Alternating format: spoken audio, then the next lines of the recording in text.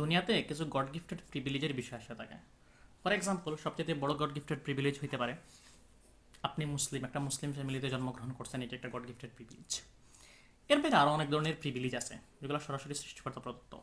আপনি যেই পরিবারে জন্মগ্রহণ করছেন অথবা আপনি যেই পরিবেশে জন্মগ্রহণ করছেন, আপনি যেই বাড়িতে জন্মগ্রহণ করছেন, এটা একটা আপনার জন্য অনেক বড় একটা প্রিভিলেজ।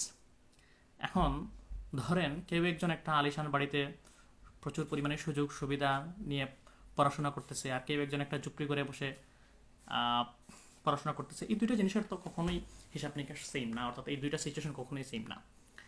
এই একটা কারণে হইলেও আমাদের সবার একটা জিনিস চিন্তা করা উচিত যে যেহেতু দুনিয়াটা কোনো লেভেল প্লেইং ফিল্ড না, সো দুনিয়াটারে আসলে কখনোই কম্পিটিশন হিসাবে নেওয়া উচিত না। এবং কখনোই জীবনটা আসলে একটা কম্পিটিশন না যে আমরা যে সবাই নিজেদেরকে মধ্যে একটা কম্পিটিশনের মধ্যে ঠেলে দিচ্ছি যে অমুক তো আসলে বিসিএস দিচ্ছে, অমুক এই করতেছে, অমুক অনেক বিশাল টাকা পয়সা ইনকাম করতেছে, অমুক বিদেশ যেতেছে। এই কনসেপ্ট থেকে আমাদেরকে বের হয়ে আসতে হবে। কারণ যেহেতু এইটা 100 মিটারের যদি আপনি একটা দৌড়ের প্রতিযোগিতা ধরেন, এই প্রতিযোগিতায় কেউ 20 মিটার সামনে থেকে দৌড়াইতেছে, কেউ 20 মিটার পিছন থেকে দৌড়াইতেছে।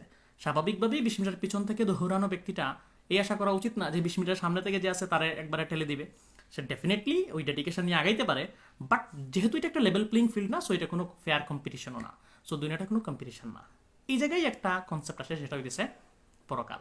এই যে কেউ একজন 20 মিটার সামনে আগাইতেছে, কেউ একজন 20 মিটার সামনে থেকে দৌড়ানো শুরু করতেছে, তার ওই ডিডাকশনটা ওই জায়গায় গিয়েই হবে। কেউ একজন 20 মিটার পিছন থেকে শুরু হইতেছে, তার ওই যে একটা সে 20 মিটার পিছন থেকে আসতেছে, তার ওই ক্ষতিপূরণটা ওই জায়গায় গিয়ে সে পাবে। সো এই কনসেপ্ট থেকে আমাদের একটু বের হয়ে আসা উচিত যে আমরা যারা দুনিয়াটারে কম্পিটিশন ফিল্ড বানাই ফেলতেছি, এটা আমাদেরকে আরো অনেক বেশি ডেসপারেট করে ফেলতেছে।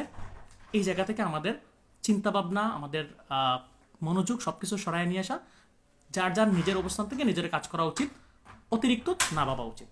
Thank you.